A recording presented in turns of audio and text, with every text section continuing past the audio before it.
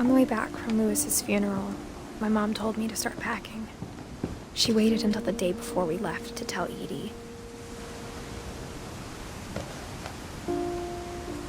I'm not sure if she wanted to make it easier or harder.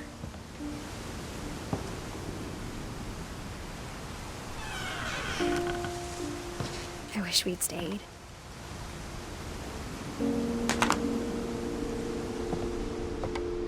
But I understand why we left.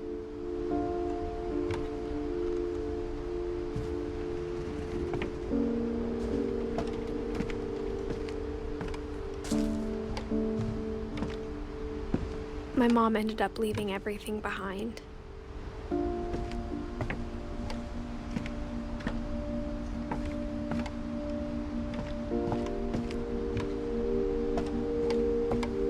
What happened that night had been coming for a long time.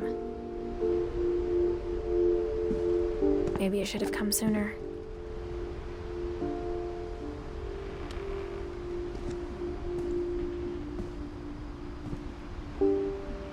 But it had to end one way or another. All that's left now is to tell you about that last night.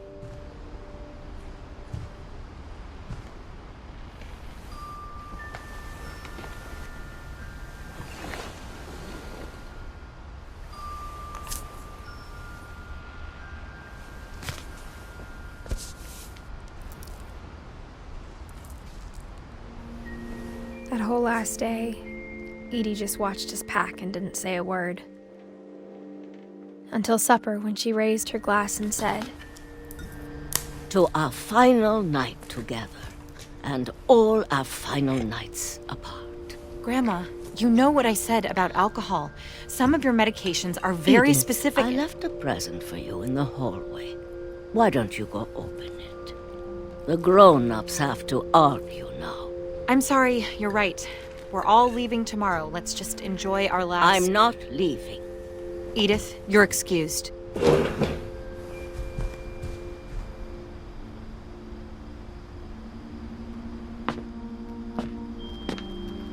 The power had been shut off that morning, but Edie always had plenty of candles. When my mom sealed the library, I don't think she knew about the other entrance. Or that Edie had a key to it.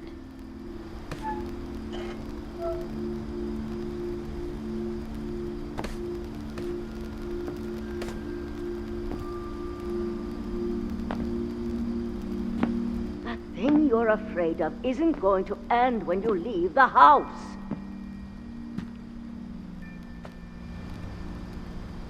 Edith has a right to know these stories. My children are dead because of your stories. I think it's best if Edith and I leave tonight.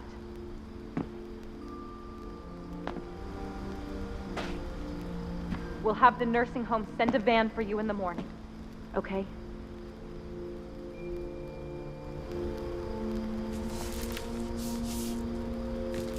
Dear Edith, there's so many stories I wish I could tell you, but there's only time for one.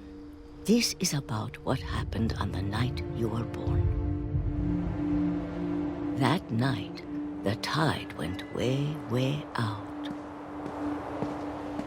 It was the first and last time I ever saw the old house aground. There'd been an earthquake out in the middle of the ocean. They called it the lowest tide in 1,000 years. God, it smelled awful. You know, I've seen that house every day of my life.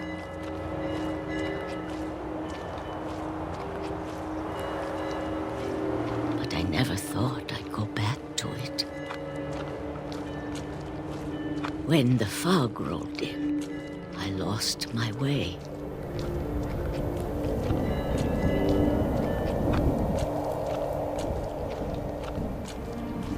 I got turned around.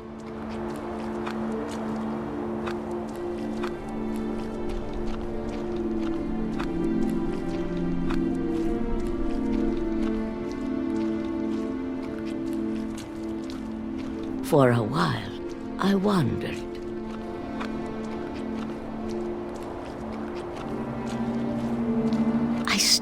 started seeing things.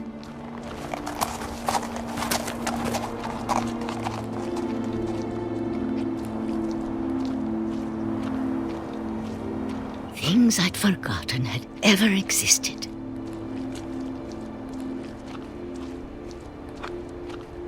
But when I saw them, they felt like old friends. That night, a lot of things came back to me.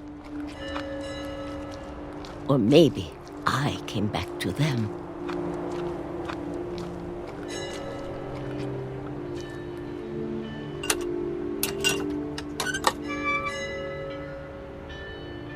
Things I can't explain, but that I need you to try and... Edith, what are you doing in here? It's mine. Edith! Mom, you're gonna rip it. Let go!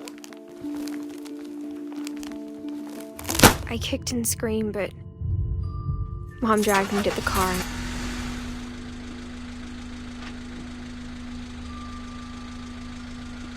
I never saw Great-Grandma Edie again. The next morning, the band came to pick her up, but she was already gone. After that, we moved around a lot.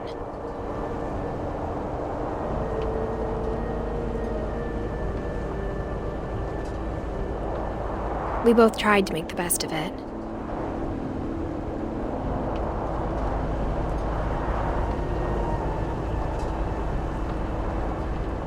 A few years went by.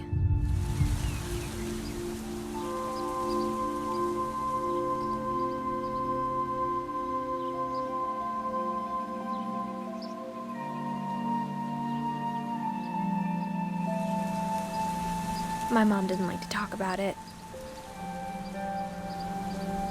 But she started getting sick a lot. The rest happened pretty quickly.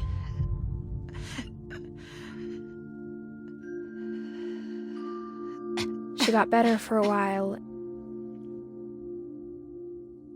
and then she didn't.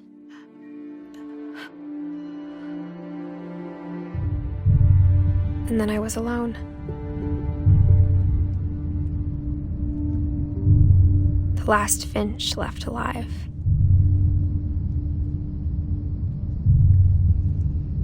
Until I found out about you. I'm still not sure what to tell you about all this. If we lived forever, maybe we'd have time to understand things. But as it is, I think the best we can do is try to open our eyes and appreciate how strange and brief all of this is. This journal was supposed to be for you.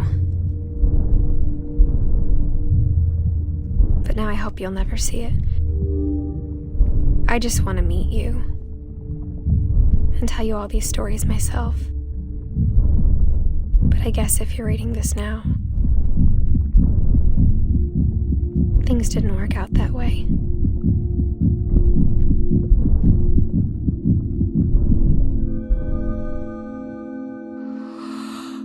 This is where your story begins. I'm sorry I won't be there to see it. It's a lot to ask, but I don't want you to be sad that I'm gone. I want you to be amazed that any of us ever had a chance to be here at all. Good luck.